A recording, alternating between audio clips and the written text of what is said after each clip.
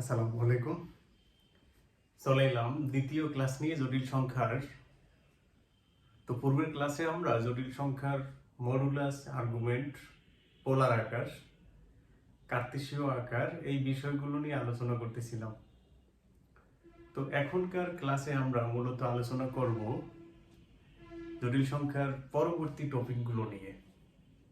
তো জটিল সংখ্যার পরবর্তী টপিকের শুরুতে যে জিনিসটি আসে সেটি হলো কমপ্লেক্স কনজুগেট বা অনুবন্ধী জটিল বলে থাকি আমরা। তোমরা বইগুলোতে দেখে থাকবে অনুবন্ধী জটিল, আমি এখানে বললাম কমপ্লেক্স কনজুগেট বা অনুবন্ধী জটিল।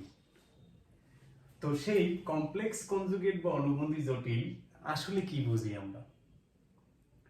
আমি তোমাকে দুইটি জটিল সংখ্যা দিলাম, একটি হলো x প্লাস iy, একটি জটিল সংখ্যা হলো x প্লাস iy, আরেকটি জটিল সংখ্যা দিলাম x মাইনাস iy। কি বুঝলে দেখো তো? অবশ্যই তোমরা দেখতে পাচ্ছ দুইটা জটিল সংখ্যারই বাস্তব অংশ একই বা একই।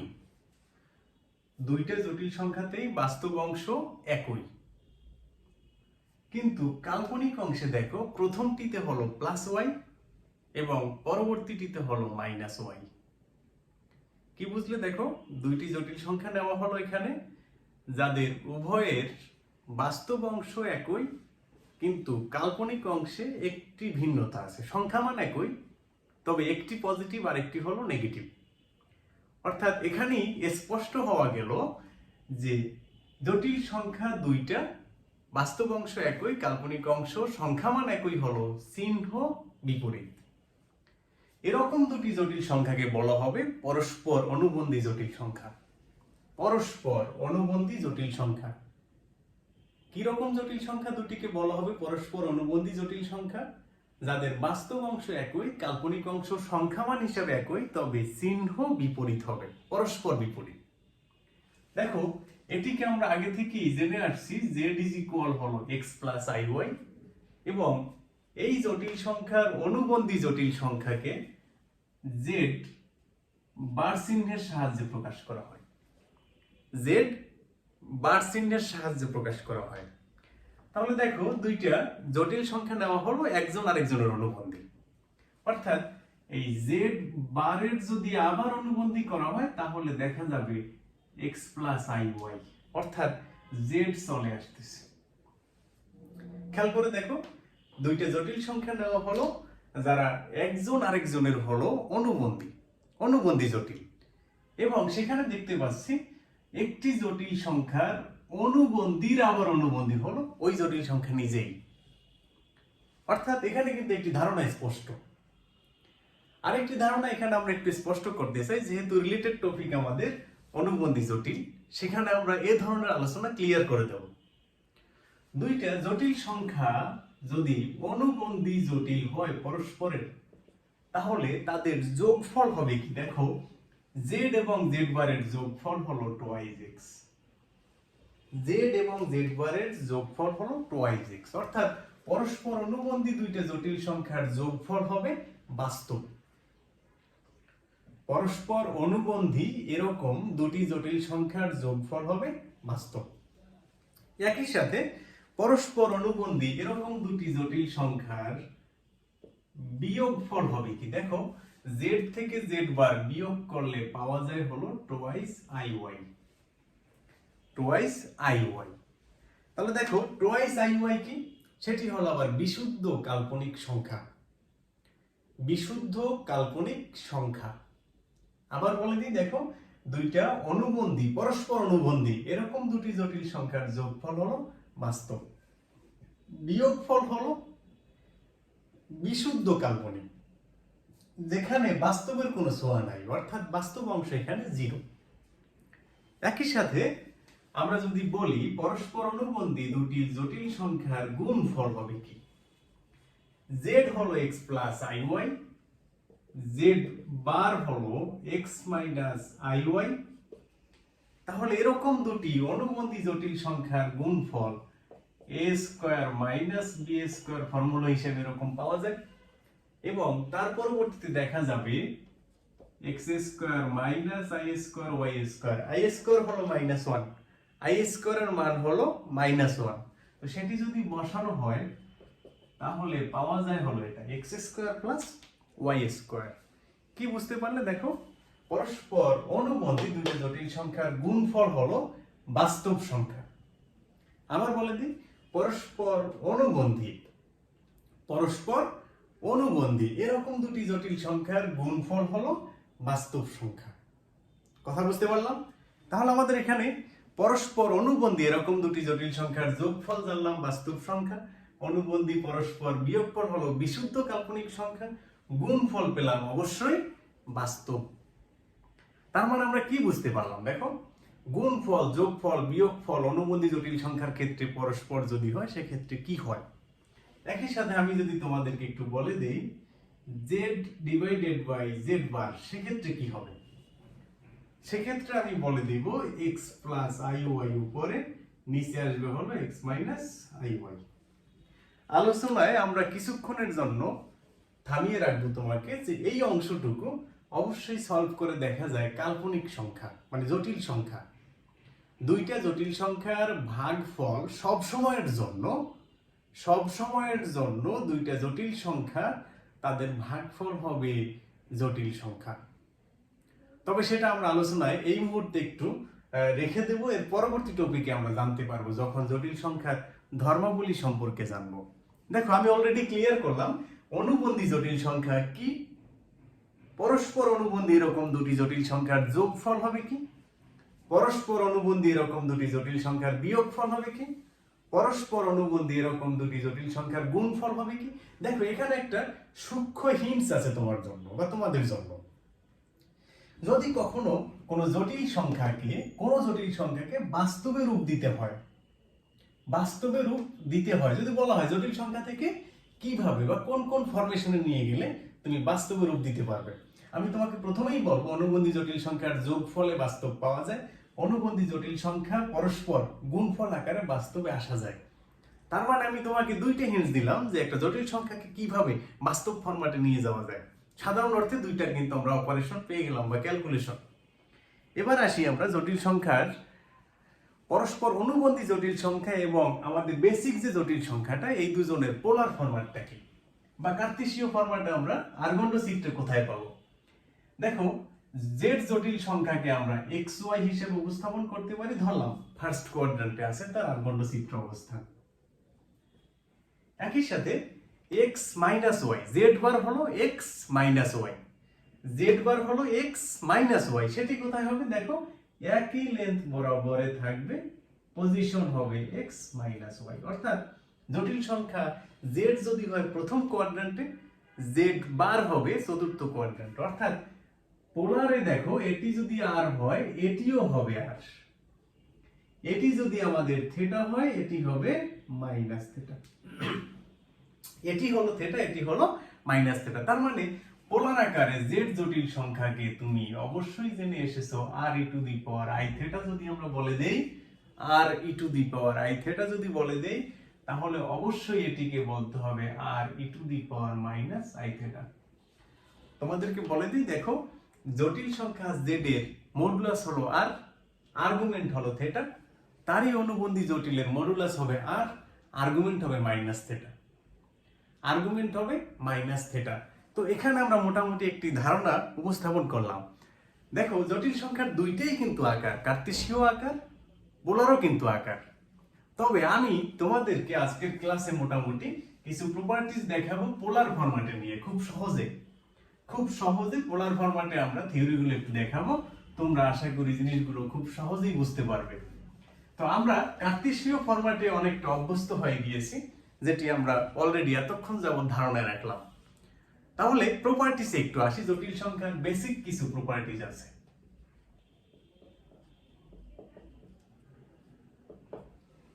জটিল সংখ্যার 1 নম্বর প্রপার্টিসে আমি বলতে চাই যে জটিল সংখ্যা যদি x প্লাস iy 0 হয়, x প্লাস iy যদি 0 হয়, সেক্ষেত্রে বাস্তব অংশ 0 হবে, কাল্পনিক অংশ 0 হবে।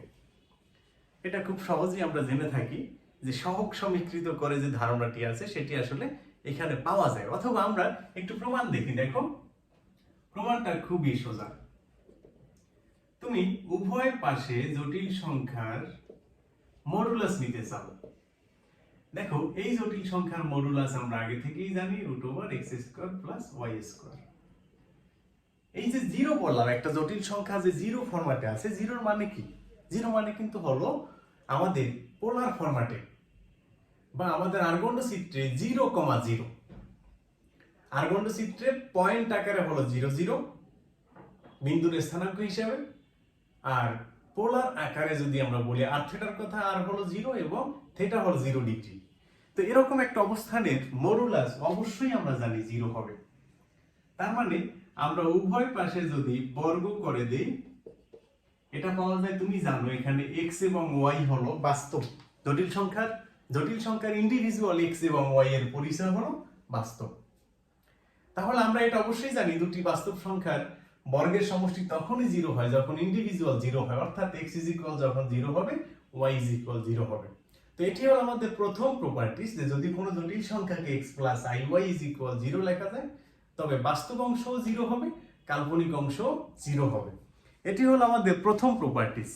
পাশাপাশি এখন আমাদের দ্বিতীয় প্রপার্টিস সম্পর্কে একটু আলোচনা করতে হবে, যেটি মূলত দুইটা জটিল সংখ্যা সমতায় কিভাবে থাকে সেটি আমরা একটু জানার চেষ্টা করব। অর্থাৎ প্রপার্টিস হিসেবে দ্বিতীয় আমরা যখন জানার চেষ্টা করব, সেখানে আমি বললাম x1 + iy1 = x2 + iy2 কখন হবে? কখন হবে সেটি কিন্তু আমরা বলে দিতে পারি যখন x1 = x2 এবং যখন y1 = y2 হয়। প্রপার্টিস হিসেবে দ্বিতীয়, দুইটা জটিল সংখ্যা কখন সমান হবে? হিন্টস দেখে বুঝতে পারতেছি যখন জটিল সংখ্যা দ্বয়ের বাস্তব অংশদ্বয় পরস্পর সমান এবং কাল্পনিক অংশদ্বয় যখন পরস্পর সমান হবে। দুটি জটিল সংখ্যা তখনই পরস্পর সমান হবে যখন তাদের বাস্তব অংশদ্বয় সমান এবং যখন তাদের কাল্পনিক অংশদ্বয় পরস্পর সমান হবে। দেখি এবার আমরা প্রমাণটা কি করে আসে। তাহলে আমরা প্রমাণ শুরু করলাম। দেখো, আমরা বেসিক যে সমীকরণটি আমাদের দেওয়া আছে x1 + iy1, সেটাকে লিখতে পারি এভাবে করে। তো আমরা পরবর্তী অপারেশনে এক পাশে নিয়ে আসলাম পক্ষান্তর করে, এটা লিখতে পারি। এখন দেখো, এটি কিন্তু কমপ্লিট একটি জটিল সংখ্যা। লেফট সাইডে থাকা জটিল সংখ্যাটি =0 হলে এর আগের প্রপার্টিস অনুসারে লিখতে পারি আমরা যে বাস্তব অংশটি সমান হবে, অতএব দিয়ে লিখি, এবং কাল্পনিক অংশটিও সমান 0 হবে। বাস্তব অংশটিও 0 হবে, কাল্পনিক অংশটিও 0 হবে।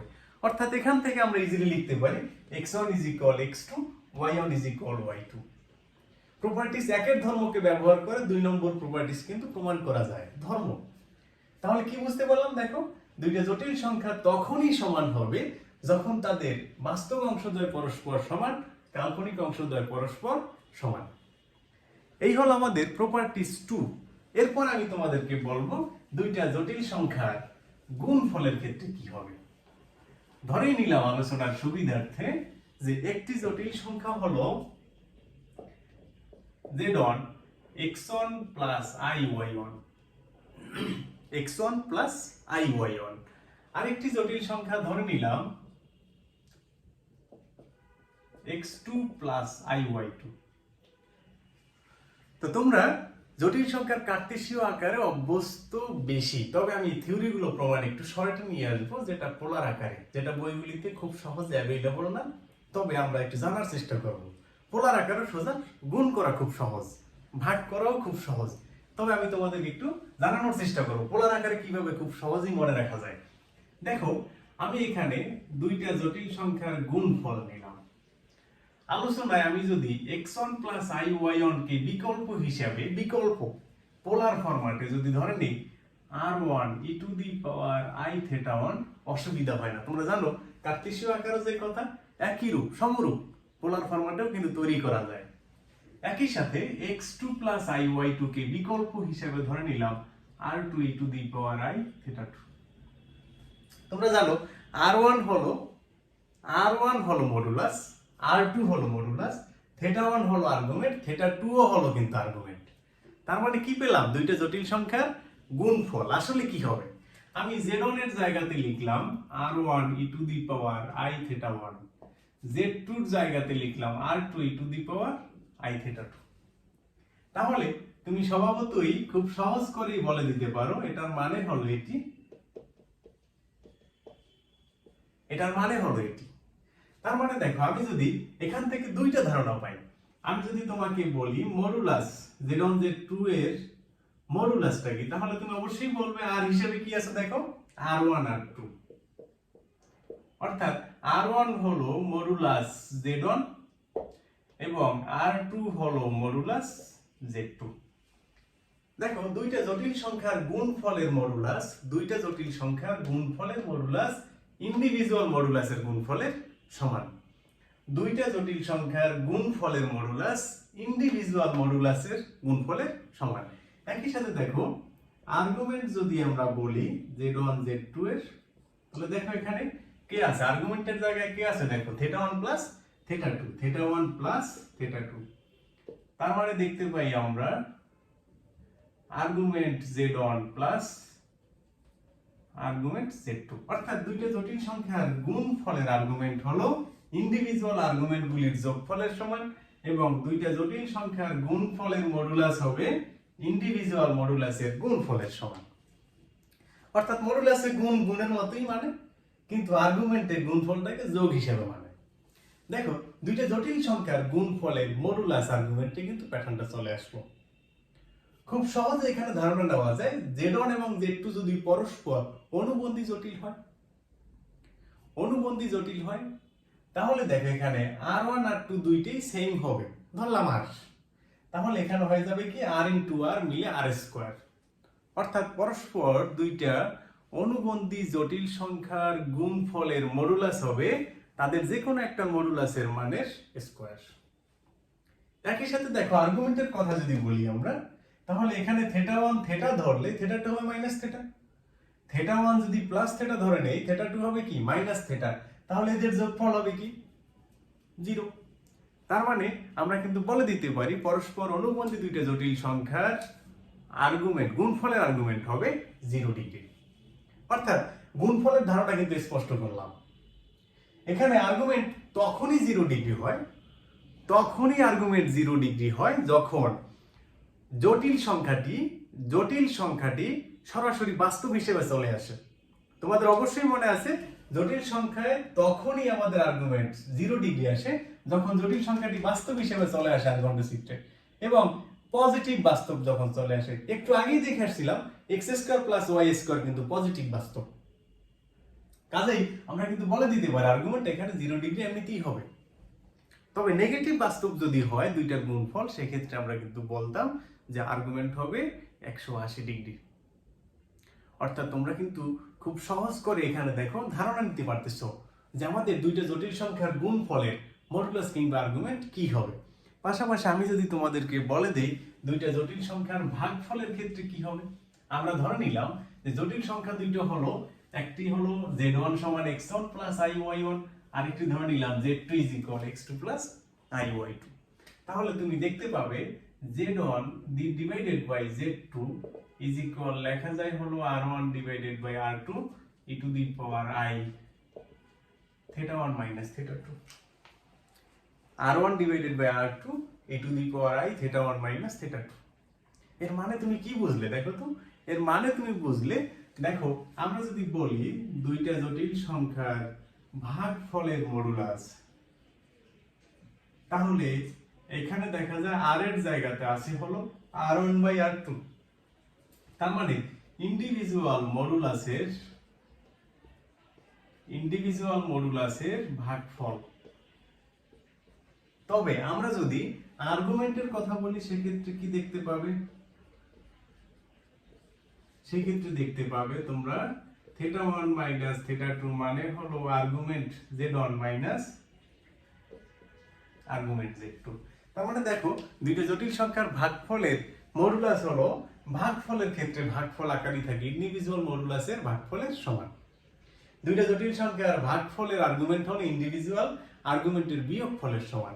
অর্থাৎ আর্গুমেন্টের ক্ষেত্রে প্লাস মাইনাস মানে গুণফলের ক্ষেত্রে প্লাস, ভাগফলের ক্ষেত্রে মাইনাস। এখন মজার বিষয় যেখানে দেখো সেটি হলো এখানে কি বাস্তব হওয়া সম্ভব?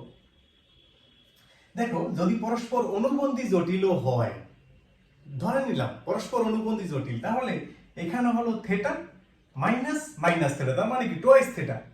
তার মানে দেখো পরস্পর অনুবন্ধীও যদি হয়, পরস্পর অনুবন্ধীও যদি হয়, সেক্ষেত্রেও কিন্তু ভাগফল কোনোভাবেই বাস্তব হওয়া সম্ভব না। ভাগফল বাস্তব হওয়া কিন্তু সম্ভব না।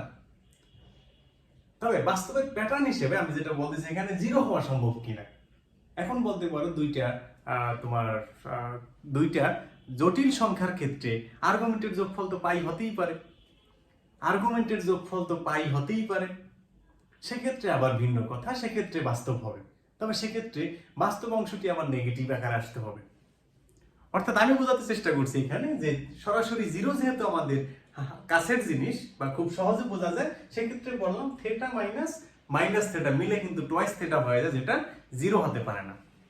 সেই হিসেবে বললাম আমি এখানে যে আর্গুমেন্ট কিন্তু আমাদের জিরো আসতেছে না বা সরাসরি বাস্তব আসতেছে না, পজিটিভ বাস্তব। তবে পজিটিভ আমাদের নেগেটিভ বাস্তব হিসেবে আসলে সেক্ষেত্রে আমাদের রেজাল্ট আসবে হলো পাই।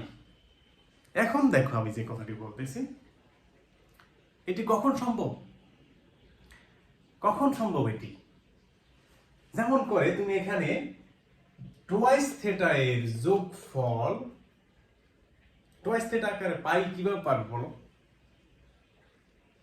টোয়াইস থেটা আকারে পাই কিভাবে পাবে? অবশ্যই তুমি দেখতে পাচ্ছ টোয়াইস থেটা পাই হওয়ার মানে হলো থেটা হলো পাই বাই 2, থেটা হলো পাই বাই 2। এরকম দুটি জটিল সংখ্যা পরস্পর অনুবন্ধী আকারে আসে হলো এরকম। ধরে নিলাম একটি হলো 0,5 বিন্দু অর্থাৎ বিশুদ্ধ কাল্পনিক 5/, আরেকটি ধরে নিলাম 0,-5 অর্থাৎ এটিও কিন্তু বিশুদ্ধ কাল্পনিক -5/। এরকম ক্ষেত্রে কিন্তু আমরা বলে দিতে পারি এখানে রেজাল্ট হবে পাই। পাই কল্পনায় নিয়ে আসতে পারি, অর্থাৎ আমরা এখানে কিন্তু বলে দিতে পারি। সেক্ষেত্রে আবার তোমরা ধারণা নিতে পারো যে সরাসরি জিরোই তো আসে, তো অর্থাৎ আমাদের ওই অরিজিন বা মূল বিন্দুটাই কিন্তু রেফার করতেছে শেষমেশ। তাহলে আমরা মূলত জটিল সংখ্যার গুণফল ভাগফল এই রিলেটেড জিনিসগুলো জানলাম। অর্থাৎ পুরো টপিক থেকে একটা বিষয় জানলাম যে জটিল সংখ্যার গুণফলের মডুলাস হবে ইন্ডিভিজুয়াল মডুলাসের গুণফলের সমান, এবং জটিল সংখ্যার ভাগফলের মডুলাস হবে ইন্ডিভিজুয়াল ভাগফলের সমান। কিন্তু আর্গুমেন্টের ক্ষেত্রে গুণফলে প্লাস আকারে আসবে ইন্ডিভিজুয়াল আর্গুমেন্ট, আর ভাগফলের ক্ষেত্রে বিয়োগ আকারে আসবে। এবারে আরেকটি প্রপার্টিজ সম্পর্কে একটু জানার চেষ্টা করি। দেখো আমাদের জটিল সংখ্যার ঘাতের ক্ষেত্রে কি হবে? তোমরা খুব সহজে অবগত আছো যে জটিল সংখ্যার ঘাত কি জিনিস। যেমন x + iy এটি হলো একটি জটিল সংখ্যা, তার স্কয়ার কি হবে? তোমরা বর্গ ভেঙে নিলে দেখতে পাবে x² - y² + i * 2xy, x² - y² + i * 2xy। অর্থাৎ জটিল সংখ্যার দেখো জটিল সংখ্যার স্কয়ার কিন্তু হলো জটিল সংখ্যা, জটিল সংখ্যার স্কয়ার হবে একটি জটিল সংখ্যা।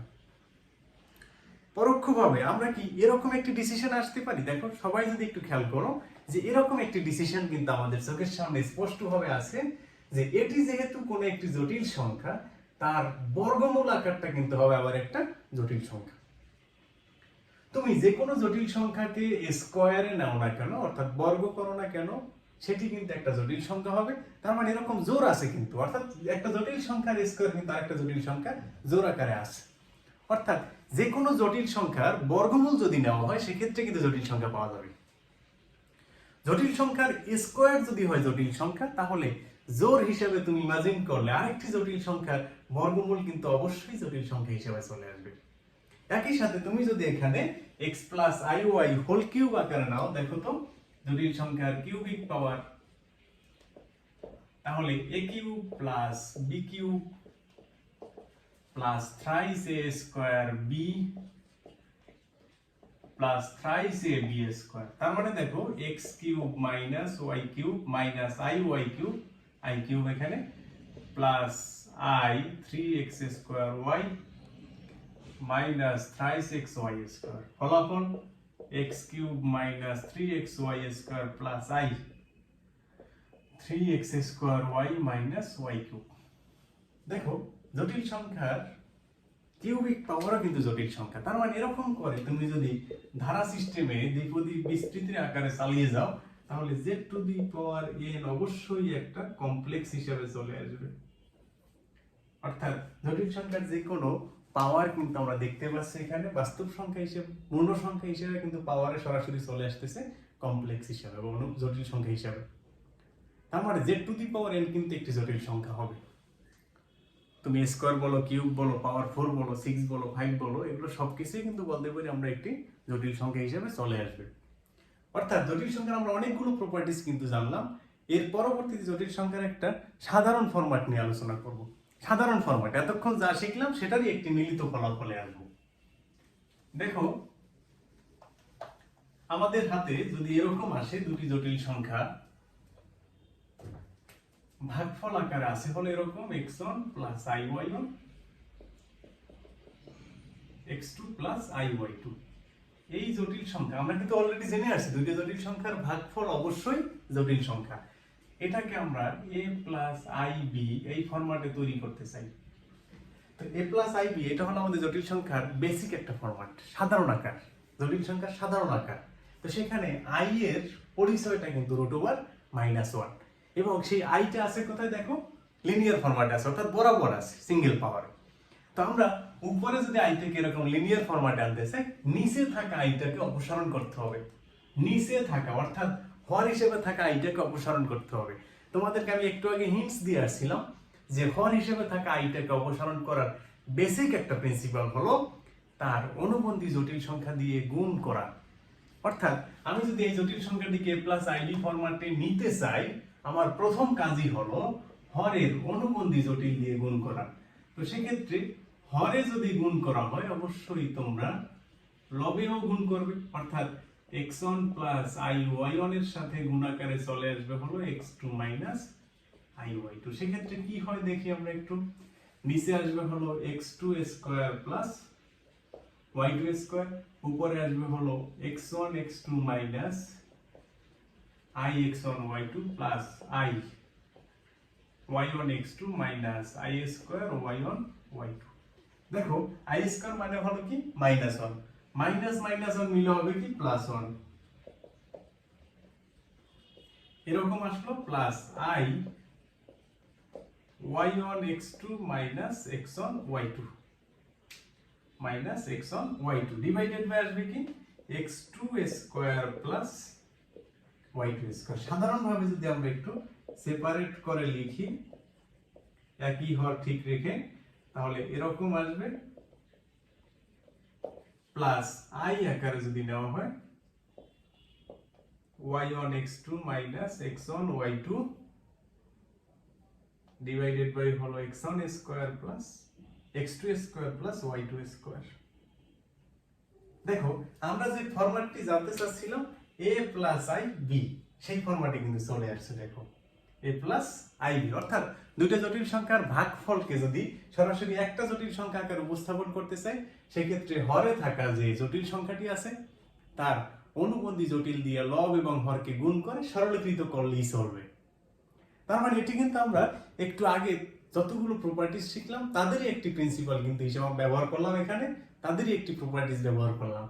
তো এ পর্যন্ত আমরা মোটামুটি জেনে রাখলাম। এখন আমাদের সমস্যাটা হয় যেখানে দেখো আমরা যদি জটিল সংখ্যা এরকম দুইজনের বেশি গুণফলে বা ভাগফলে দেখি তাহলে কি হবে, সেক্ষেত্রে ভয় পাওয়ার কিছু নেই, ক্যালকুলেশন যা আমাদের বড় হয় তবে খুব সহজেই সেটিকেও শেষ করা যায়। যেমন আমি যদি এখানে বলে দেই তোমাকে, আমি সংখ্যা এখানে z1 z2 থেকে শুরু করে zn পর্যন্ত দিলাম আর এখানে দিলাম zm।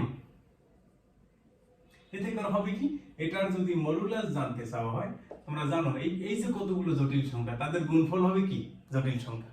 তাহলে এরকম দুইটা জটিল সংখ্যা কল্পনা করা যায় ভাগ অবস্থায় আছে, তাহলে অবশ্যই বলতে পারি মডুলাস উপরেরটা থাকবে অর্থাৎ দুইটা জটিল সংখ্যার ভাগফল আকারে কল্পনা করলে মডুলাস উপরেরটা আসবে ডিভাইডেড বাই মডুলাস নিচেরটা চলে আসবে Z3 Z4 Zm। তাহলে এইটাকে আমরা ব্যবহার করতে চাই। এখন দেখো উপরে যখন আসলো মডুলাসটা তখন অনেকগুলো জটিল সংখ্যার গুণফলের মডুলাস, কিন্তু তার মানে মডুলাসটা উপরে আবার কি হবে, গুণফলের ধর্ম আকারে মানবে, অর্থাৎ modulus Z1 into modulus Z2 into modulus Zn। অর্থাৎ এরকম একটি প্যাটার্ন তৈরি করা যায়। নিচের ক্ষেত্রে আমরা কি দেখতে পাবো দেখো modulus Z3 modulus Z4 into modulus Zm। অর্থাৎ অনেকগুলো জটিল সংখ্যা গুণ ভাগে যদি এরকম মিশ্রিত থাকে সেক্ষেত্রে মডুলাস কিভাবে বের করব, খুব সহজেই কিন্তু বের করে দিলাম। এরপর দেখো যদি আমাদের আসে মডুল আর্গুমেন্ট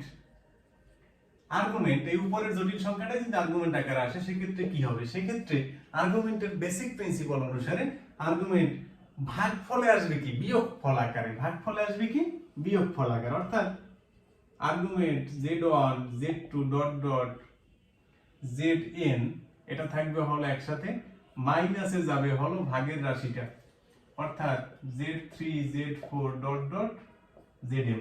এখন কতগুলো জটিল সংখ্যা গুণফলে যদি আর্গুমেন্টে আসে সেক্ষেত্রে হয় কি যোগফল, অর্থাৎ argument Z1 plus argument Z2 plus dot dot